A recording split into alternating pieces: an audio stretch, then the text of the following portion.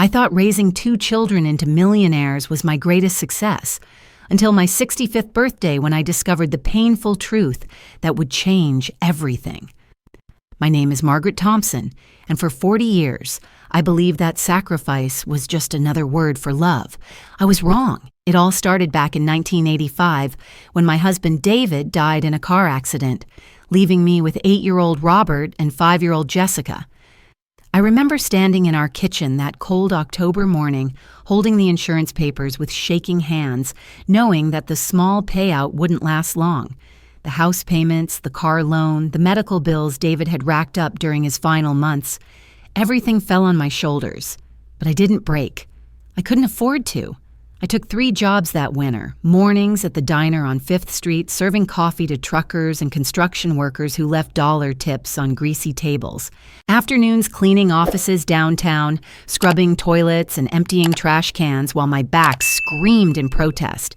Evenings at the factory, packaging products until midnight, my fingers raw from the repetitive motions.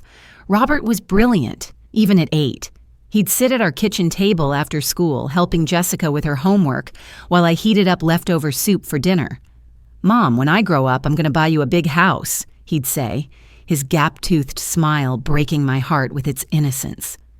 "You just focus on your grades, sweetheart," I'd whisper, kissing the top of his head that smelled like playground dirt and childhood dreams. When Robert turned 16, his guidance counselor called me at work. "Mrs. Thompson, your son has exceptional potential. He could get into Harvard, but you'll need to start preparing financially." Harvard. The word sat in my chest like a stone. I knew what it meant. Opportunity, success, everything I'd never had. That night, I sat with my old shoebox of papers, calculating and recalculating. Even with scholarships, we'd need money I simply didn't have. So I sold my wedding ring. The simple gold band David had placed on my finger 23 years earlier went to a pawn shop for $800. When Robert asked where it went, I told him I'd lost it down the drain. The lie tasted bitter, but his future tasted sweeter. I worked overtime for 2 years, saving every penny while Robert's grades soared. When the acceptance letter came from Harvard Business School, I cried in the bathroom at the diner, my tears mixing with the smell of bacon grease and broken dreams that weren't really broken, just postponed. Jessica was different from Robert, artistic, dreamy, with a heart too big for her own good. In college, she studied art therapy, wanting to help children who'd experienced trauma like she had when David died. I was proud of her gentle spirit, even when it meant she struggled to find her place in the world. When she was 25, Jessica came to me with sparkling eyes and a business plan printed on fancy paper. "Mom, I want to open a therapeutic spa. Art therapy combined with wellness treatments. I found the perfect location, but I need $50,000 for the down payment." $50,000. I just finished paying off Robert's student loans from my own savings, money I'd planned to use for my retirement. But looking at Jessica's hopeful face, remembering her father's death and how art had helped her heal, I couldn't say no. I took out a second mortgage on the house. The bank officer, a young man who couldn't have been much older than Robert, looked at my employment history with barely concealed skepticism. "Ma'am, at your age, this is quite a financial risk." "It's not a risk," I told him firmly. "It's an investment in my daughter's future." The spa succeeded beyond Jessica's wildest dreams. Within 3 years, she had 2 locations and was featured in the local magazine as Young Entrepreneur of the Year. The article mentioned her innovative approach and business acumen, but somehow forgot to mention the mother who'd mortgaged her future to make it possible. Robert's business empire grew just as impressively. From Harvard, he'd gone straight into investment banking, then started his own firm by 30. His penthouse office overlooked the harbor, and his Armani suits cost more than I made in a month at my part-time job at the grocery store. The only work I could manage after my back gave out from all those years of factory labor. I was proud of them both, genuinely, deeply proud. When people asked about my children, I'd beam and tell them about Robert's latest merger or Jessica's expansion plans. I never mentioned the 3 jobs, the sold wedding ring, or the mortgage that kept me awake at night. In 2019, when I turned 62, Robert surprised me with an announcement. "Mom, I bought you an apartment," he said over dinner at his mansion, the same house I'd helped him purchase with a loan I'd never asked him to repay. "It's perfect for you, right here on the property so we can keep an eye on you." My heart swelled. After all these years, finally, recognition. Finally, the security I'd dreamed of. "Oh, sweetheart, you didn't have to—" "Of course I did," he interrupted, that charming smile I remembered from his childhood lighting up his face. "You deserve it, Mom, after everything you've done for us." The apartment turned out to be the converted garage. Robert had installed drywall, a small kitchenette, and a bathroom that shared plumbing with the main house. The ceiling was low, the windows small, and in winter I could see my breath in the morning. But I told myself it was enough. It was shelter. It was close to family, and most importantly, it meant I mattered. For 3 years, I lived in that garage, grateful for what I had. When the heating broke and Robert said he'd get around to fixing it, I bought space heaters with my Social Security check. When the ceiling leaked during storms, I placed buckets strategically and told myself it added character. When guests asked about the woman living in the garage, Robert would laugh and say, "Oh, that's just Mom, she loves her independence." I convinced myself I did love it. I convinced myself that the cramped space, the constant smell of motor oil, and the humiliation of asking permission to use the washing machine in the main house were all acceptable prices to pay for being close to my children. I was still convincing myself on the morning of my 65th birthday. The party was Robert's idea, a small gathering in his backyard, he said, just family and a few close friends. I spent the morning making myself presentable, choosing my nicest dress from the small closet in the garage, and applying makeup carefully in the dim light of my bathroom mirror. Jessica arrived with her husband Marcus, their 3-year-old daughter Emma, and gifts wrapped in expensive paper. She hugged me briefly, her designer perfume overwhelming in its sweetness. "Happy birthday, Mom. You look nice." Robert's friends were there. Successful people with impressive job titles and vacation homes. They made polite conversation about the weather and the stock market while servers hired for the occasion passed around champagne and hors d'oeuvres that cost more than my monthly grocery budget. I felt like a guest at my own party. Every conversation seemed to happen around me rather than with me. When someone asked what I did for work, Robert would jump in with, "Mom's retired now, living the dream, aren't you, Mom?" The dream. I smiled and nodded, swallowing the truth that my retirement consisted of stretching Social Security to cover rent for a garage and praying my old car wouldn't break down.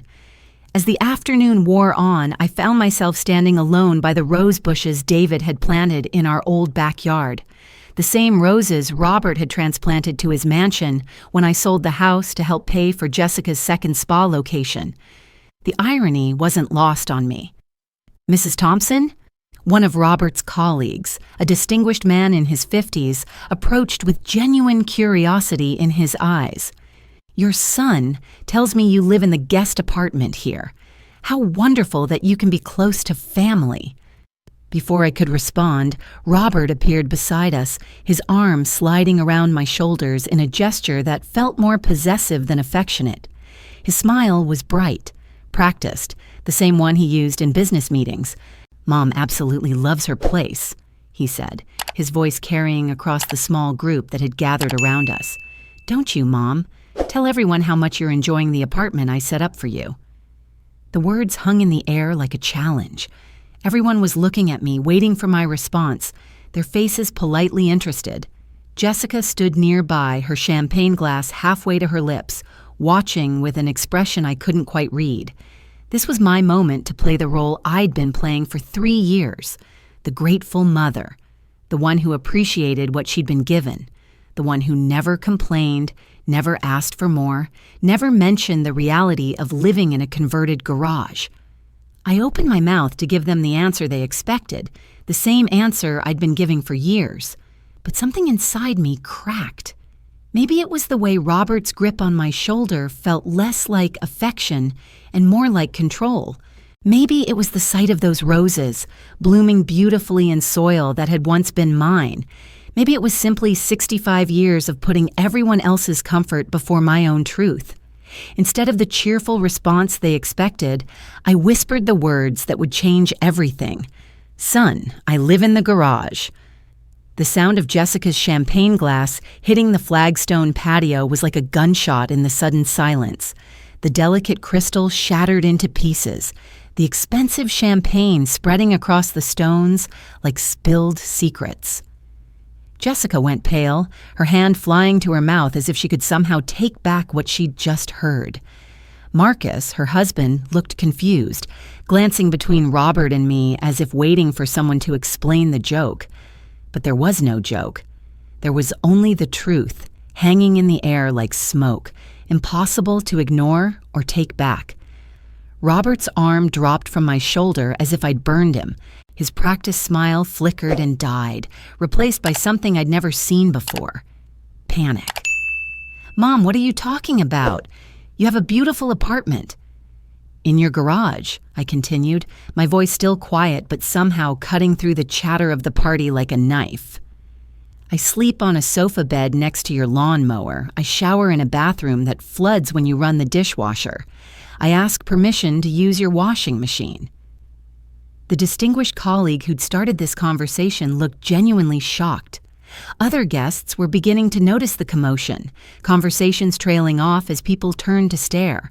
A server with a tray of canapés stood frozen, uncertain whether to continue serving or retreat. "Mother." Robert's voice had taken on a warning tone, the same one he'd used when he was 12, and didn't want me to embarrass him in front of his friends. But I was no longer a woman who could be warned into silence. "I sold my wedding ring to pay for your SAT prep courses," I said, each word deliberate and clear. "I mortgaged my house to fund Jessica's spa. I worked 3 jobs for 20 years so you could both have everything you wanted." Jessica made a small sound, somewhere between a gasp and a sob. Emma, sensing the tension, began to cry and cling to her father's leg. The party guests shifted uncomfortably, some finding sudden interest in their phones, others whispering among themselves. "And now," I continued, "you tell people you gave me an apartment. You tell them I'm living the dream. But the truth is, I live in your garage, and I'm grateful for it because I have nowhere else to go." The silence that followed was deafening. Robert's face had gone from pale to red, embarrassment and anger warring in his expression. Jessica was crying now, mascara streaking down her cheeks as she stared at me like she was seeing a stranger. "We need to talk," Robert said through gritted teeth. "Privately." But I was done with private conversations, done with protecting their comfort at the expense of my dignity, done with being grateful for scraps when I'd given them everything. "No," I said, and the word felt like freedom. "I think I've said enough." I walked back to the garage, my apartment, while behind me the party continued in stunned whispers. Through the thin walls I could hear Robert trying to do damage control, his voice rising and falling as he attempted to explain away what couldn't be explained. In the small space that had been my world for 3 years, I sat on the sofa bed and looked around at what my sacrifices had bought me. A converted garage with a space heater, a bathroom that smelled like motor oil, a kitchenette with a refrigerator that barely kept milk cold. For the first time in 40 years, I wasn't thinking about what my children needed from me. I was thinking about what I needed for myself. And what I needed was to get out.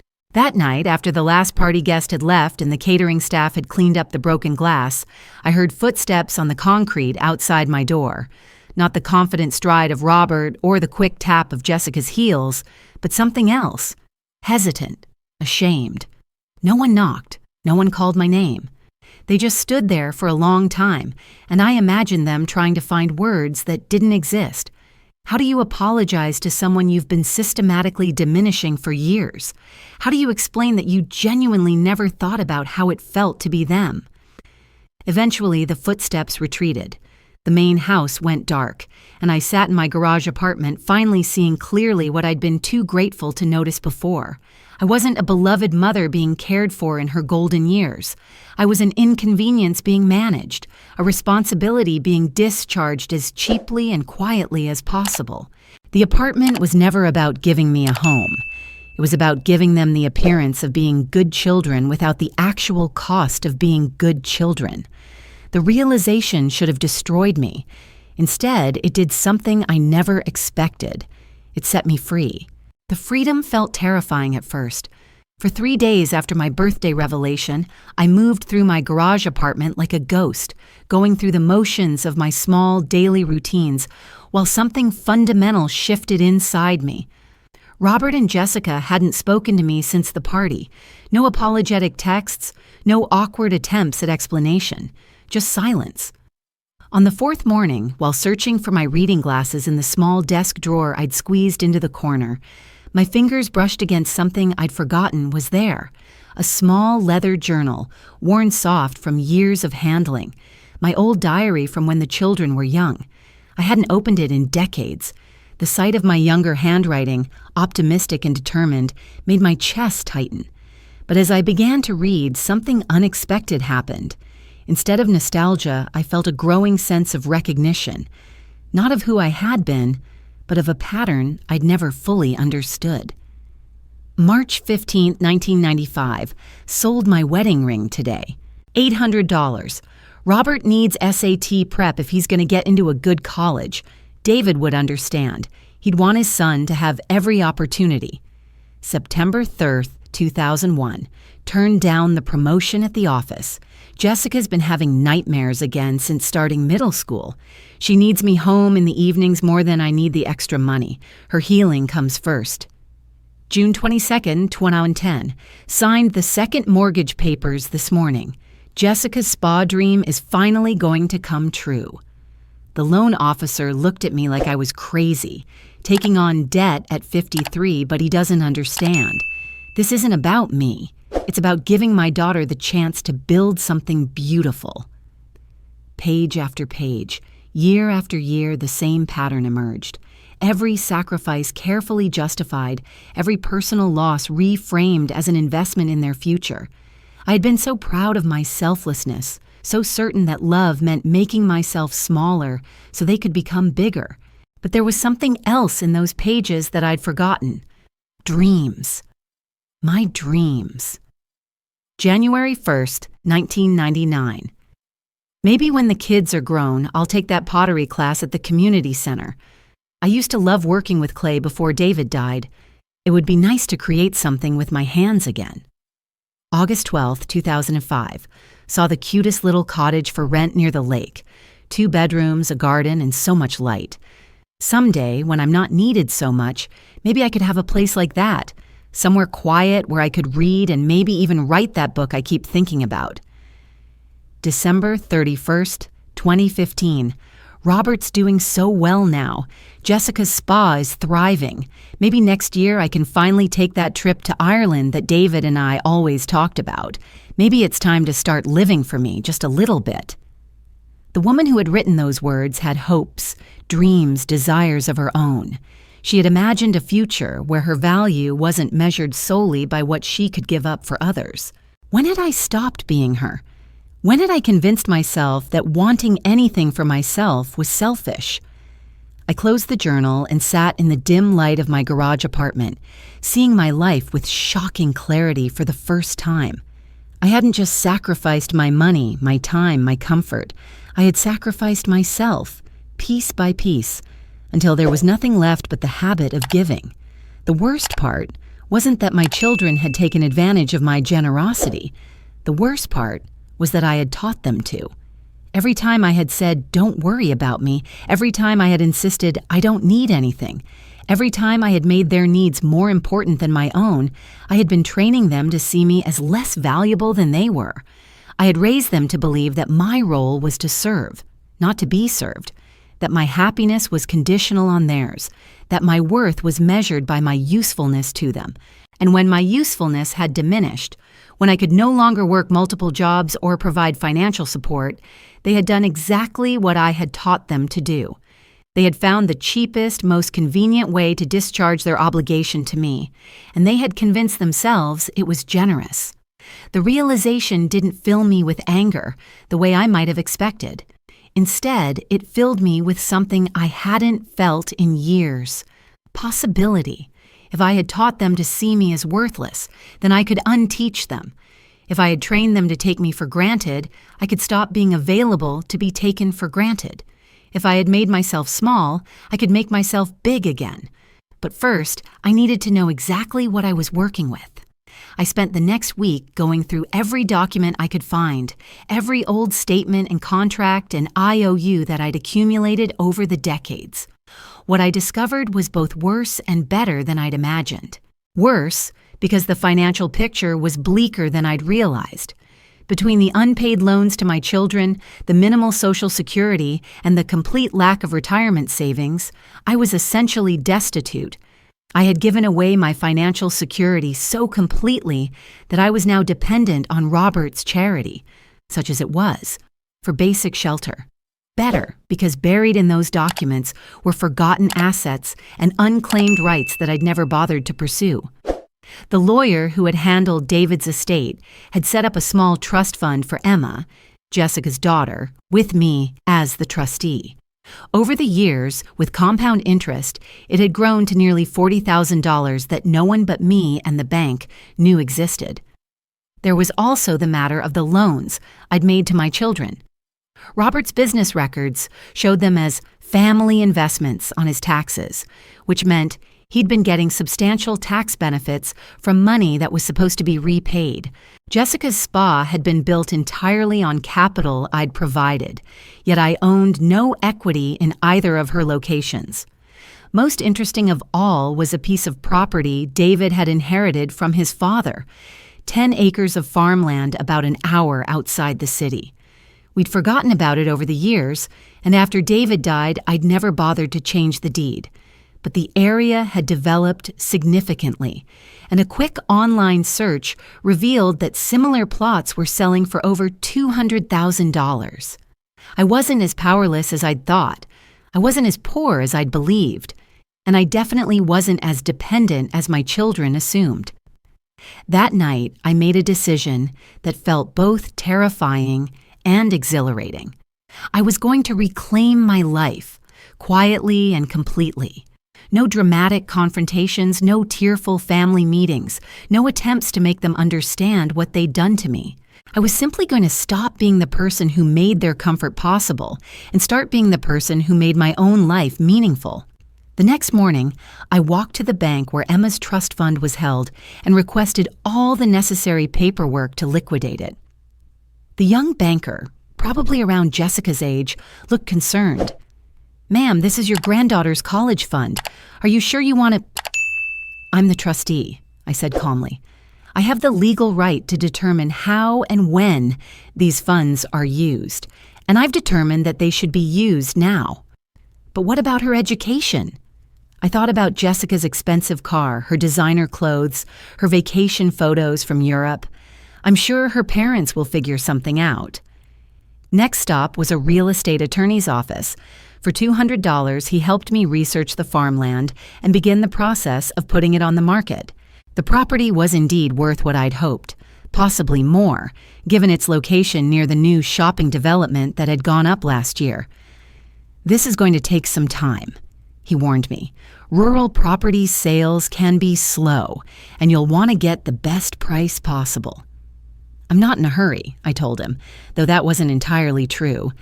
Every day in the garage felt like another small humiliation, but I'd waited 65 years to put myself first. I could wait a few more months to do it properly. The hardest call was to Jessica's bank, where I arranged to demand immediate repayment of the $50,000 loan I'd given her for the spa.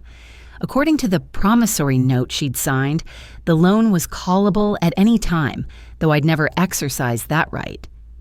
"Mrs. Thompson," the loan officer said carefully, "this action will put significant financial pressure on your daughter's business.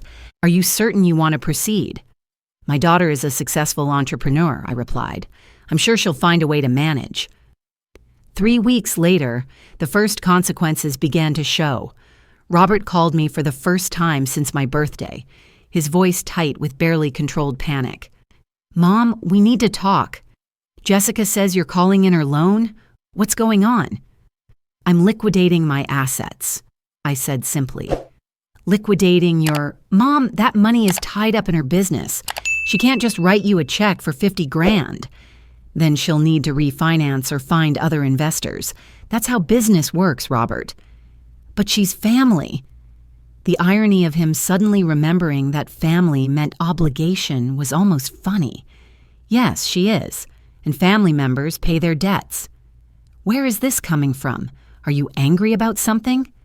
I could have told him about the garage, the humiliation, the years of being treated like a burden rather than a beloved mother.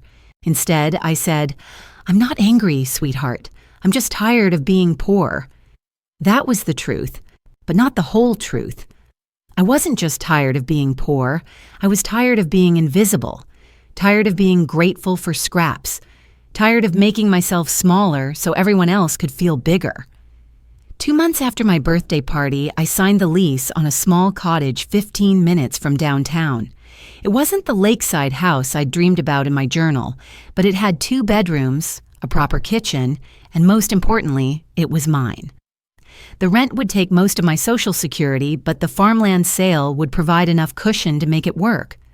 Moving out of the garage was surprisingly simple. 40 years of marriage and child rearing, reduced to 6 boxes and 2 suitcases. I'd accumulated so little over the years, having given away everything of value long before it could become precious to me. I left a note on the kitchen counter of the main house, not on the garage workbench where I'd been living, but in the actual kitchen where family business was conducted. "I'm moving out. Take care of yourselves. Mom." No forwarding address, no phone number, no invitation to visit. For the first time in my adult life, I was putting the burden of maintaining our relationship on them instead of taking it all on myself. The cottage felt enormous after 3 years in the garage. 2 bedrooms meant I could have an office. A full kitchen meant I could cook real meals instead of heating soup on a hot plate. Windows that actually opened meant fresh air and natural light. But the best part was the silence. Not the oppressive silence of being ignored, but the peaceful silence of not having to consider anyone else's needs before my own. I could eat when I was hungry, sleep when I was tired, and spend my days however I chose, without asking permission or feeling guilty. I started small, a pottery class at the community center, just like I'd written about in my journal. My hands remembered the feel of clay more easily than I'd expected, and there was something deeply satisfying about creating something beautiful from nothing, shaping it exactly as I wanted it to be. I also began volunteering at a literacy program for adults, teaching people my age and older how to read.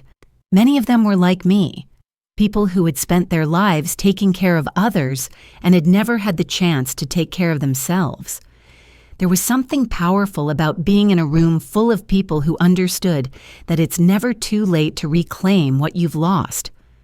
For 6 weeks, I heard nothing from Robert or Jessica. No phone calls, no text messages, no surprise visits. Part of me wondered if they were relieved that the obligation of caring for me had been removed so easily. But another part of me suspected they were simply waiting for me to come back, as I always had before. Then Jessica's spa started having problems. I heard about it through Linda, a woman from my pottery class whose daughter worked at the bank. The $50,000 loan I'd called in had forced Jessica to take on high-interest debt to keep the business running. But more than that, without my financial safety net, she was discovering that running 2 spa locations required more capital than she'd realized. "She's been trying to get investors," Linda mentioned casually while we worked on our bowls.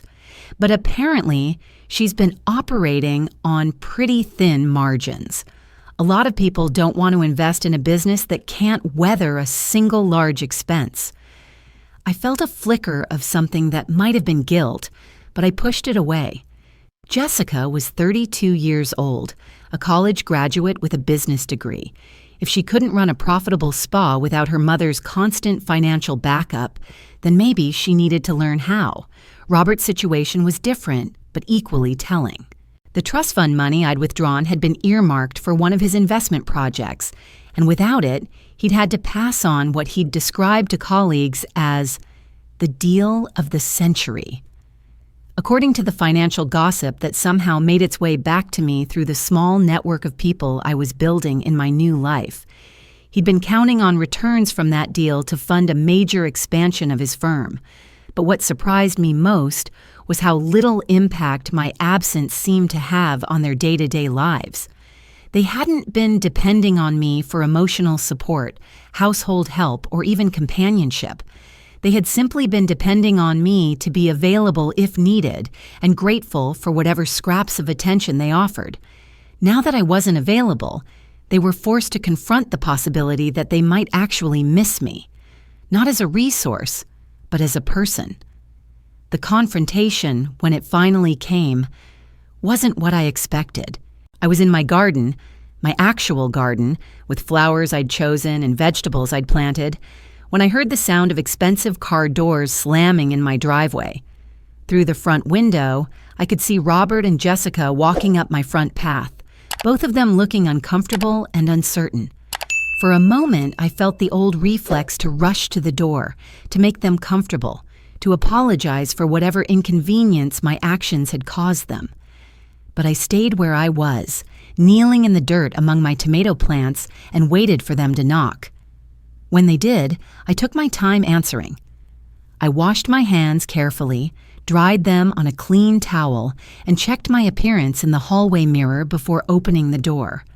I looked good, I realized, rested, healthy, happy.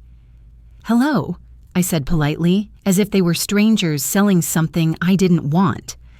Robert recovered first, flashing that practiced smile that had served him so well in business. "Mom, this place is nice, really nice. Can we come in?" I stepped aside to let them enter, noting how they both looked around with undisguised surprise. The cottage was small but beautifully furnished, with pieces I'd bought from estate sales and antique shops. Everything was clean, bright, and comfortable, a far cry from the cramped garage they'd probably expected me to graduate to. "You look well," Jessica said, and there was something in her voice that I couldn't quite identify. Surprise? Relief? Disappointment? "I am well," I replied. "Would you like some coffee? I just made a fresh pot." We sat in my tiny living room, they on my carefully chosen sofa, me in the reading chair I'd positioned perfectly to catch the afternoon light. For several minutes, nobody spoke. They seemed to be waiting for me to explain myself, to apologize, to make this easier for them. But I'd learned something important over the past few months. Silence wasn't my enemy anymore. It was my friend. Finally, Robert cleared his throat. "Mom, we need to talk about this situation. Jessica's business is in trouble because of the loan you called in, and frankly, your departure has created some awkward questions among our friends." "What kind of questions?" I asked mildly. "People are wondering why you moved out so suddenly. Some of them are asking if we had a fight or if there were problems with the arrangement." I almost laughed. After months of thinking about my children's behavior, it had never occurred to me that their friends might judge them for housing their elderly mother in a garage. But of course they would. Of course, the people in Robert's social circle would find it strange that a successful businessman couldn't provide proper housing for the woman who had sacrificed everything to make his success possible. "What did you tell them?" I asked. "We told them you wanted more independence," Jessica said quickly, "that you were ready for your own place." "That's true," I said. I was ready for my own place. I just didn't realize it until I was 65. Another silence. Then Robert leaned forward, his expression earnest and persuasive. "Look, Mom, we know the garage wasn't ideal. We were planning to renovate it, make it more comfortable, but then you left so suddenly." "Were you?" I asked. "Planning to renovate it?" The slight pause before his answer told me everything I needed to know. Of course we were. We just needed to find the right contractor, get the permits. It's fine, Robert, I said gently. You don't need to renovate anything. I'm very happy here. But this place must be expensive, Jessica interjected. How are you affording it? Are you getting help from someone? The question revealed so much about how they saw me. Even now, sitting in my own home, surrounded by evidence of my independence and self-sufficiency, they couldn't imagine that I was capable of taking care of myself. I'm managing fine, I said, but the trust fund money, Robert started, was mine to use as I saw fit, I finished, as was the loan I made to Jessica, as is the property your father left me that I'm in the process of selling. They exchanged glances. They hadn't known about the property. Mom, Jessica said, and for the first time since they'd arrived, her voice cracked slightly. I don't understand what's happening. We've always been a close family. We've always taken care of each other. Why are you doing this? The question hung in the air between us. I could see genuine confusion in her eyes, real pain in Robert's face. They truly didn't understand what they'd done wrong. In their minds, they had been good children. They had given me shelter, included me in family events, and treated me with what they considered kindness. They had no idea that kindness and charity aren't the same thing. They didn't understand that being housed isn't the same as being loved. They couldn't see that I had been drowning in their generosity while they congratulated themselves for throwing me a life preserver with a hole in it. But I didn't try to explain any of that. Some lessons can't be taught with words. I'm not doing anything to you, I said instead. I'm doing something for me. For the first time in 40 years, I'm putting my own needs first. And it turns out, my needs are pretty simple. A decent place to live, enough money to be comfortable, the freedom to make my own choices. But we're your family, Robert said, and there was something desperate in his voice now. We're supposed to be there for each other. You're absolutely right, I agreed. We are supposed to be there for each other. The key word being each other. It's not supposed to be just me being there for you. They stayed for another hour, trying different approaches. Guilt. Don't you want to be close to Emma? Logic. This cottage is too expensive for your budget. And finally, a kind of negotiation. What if we renovated the apartment properly, made it really nice? But I had learned something they didn't understand yet. Once you stop being afraid of losing what little you have, you become very powerful. I wasn't afraid of their disapproval anymore. I wasn't afraid of being cut off from family events or losing access to my granddaughter. I had already survived the worst they could do to me, and I had come out stronger. When they finally left, I watched their expensive cars pull out of my driveway and felt nothing but peace. Not sadness, not regret, not even relief. Just peace. 6 months later, the farmland sold for $230,000. After taxes and fees, I had enough money to buy my cottage outright and still have a comfortable cushion for my remaining years. I wasn't wealthy, but I was secure. More secure than I'd been since David died. I heard through the neighborhood network that Jessica had been forced to sell one of her spa locations to pay off her debts. Robert's expansion plans had been put on indefinite hold. Neither of them had tried to contact me since that afternoon visit, but their absence didn't feel like loss anymore. It felt like liberation. One evening in early winter, as I sat in my reading chair with a cup of tea and a novel I'd chosen because I wanted to read it, not because someone had recommended it, I heard a car in my driveway. Through the window, I could see a small figure walking up my front path. Emma, my granddaughter, holding the hand of a woman I didn't recognize. The knock was hesitant, uncertain. When I opened the door, Emma looked up at me with David's eyes and said, "Grandma, Mommy said you moved away, but Mrs. Peterson said you lived here now. Can I see your house?" Behind her, the woman smiled apologetically. "I'm Sarah, the nanny. Jessica asked me to drive Emma around the neighborhood to look at Christmas lights, and she insisted we stop here. I hope that's okay." I looked down at my granddaughter. This beautiful child who had been used as an excuse for my children's behavior, but had never actually been part of the equation and made a decision that surprised even me. "Of course," I said, stepping aside to let them in.